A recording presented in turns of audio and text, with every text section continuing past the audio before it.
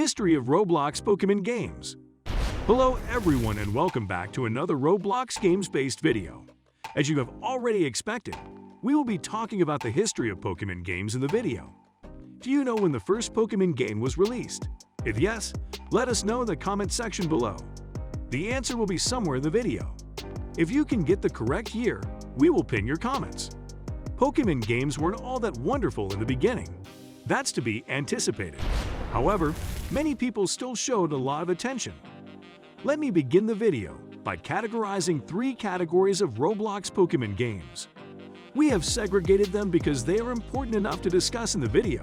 The first one is Sims and Trainer. The second one is the Pokemon Stimulator. The third and last one is Pokemon role-playing. Let us start by describing each of these categories first.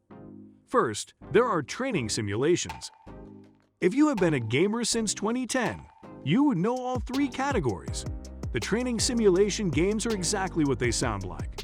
You can role-play as a trainer in those games and try to capture Pokemon.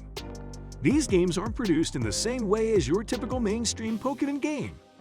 Yes, these games need you to play as a trainer, but that's about it. There were no gyms, some of them existed, but the creators and admins were generally the gym leaders, and they never played their game. These games generally employed a now-defunct Pokeball tool or a still functioning, but heavily misused Pokeball tool. The obsolete gadget was designed to capture weak Pokemon. You would gain stronger Pokemon by earning money and purchasing better balls, such as Super Balls or Master Balls. The players typically used Ultra Balls to capture final stage Pokemon or weak legendaries. The players used the Master Ball to catch stronger legendaries like Palkia and Dialga. Getting Pokemon was as simple as clicking on them with the appropriate Pokeball. These games did, however, evolve. When you owned a Pokemon for a long enough period, it became.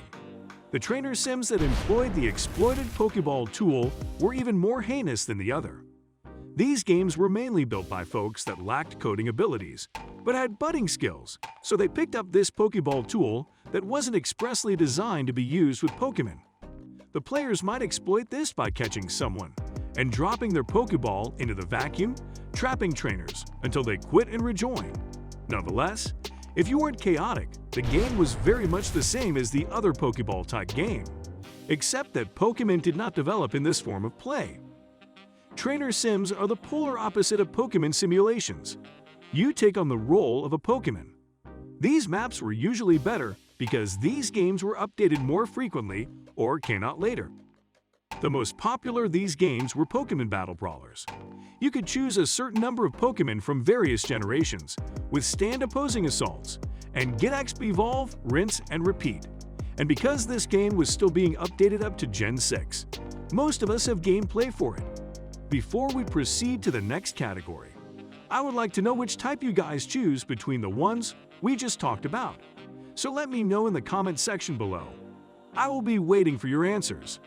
Pokemon role-plays are the least popular categories I chose, but they have a large enough fan base to be recognized.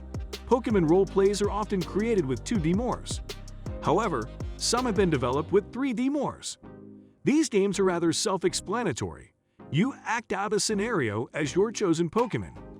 Paper Pokemon RP by Reticle was the most popular of these games. Unfortunately, Nintendo's Roblox Pokemon Massacre resulted in the removal of the game. The most popular Pokemon RP is a game called Road Hazards, which is controversial since it gained a following through self-advertising on Paper Pokemon RP, while not allowing self-advertising on their own game. In short, trainer simulators were mostly created by people who lacked coding skills but had blossoming talents, so they grabbed this Pokeball tool that wasn't specifically made to be used with Pokemon. Players might take advantage of this by catching someone and dropping their Pokeball into the vacuum, trapping trainers until they quit and rejoin. It would become if you had a Pokemon for a long enough time. Pokemon role-plays are the least popular categories I picked, but they have a substantial enough fan base to be acknowledged.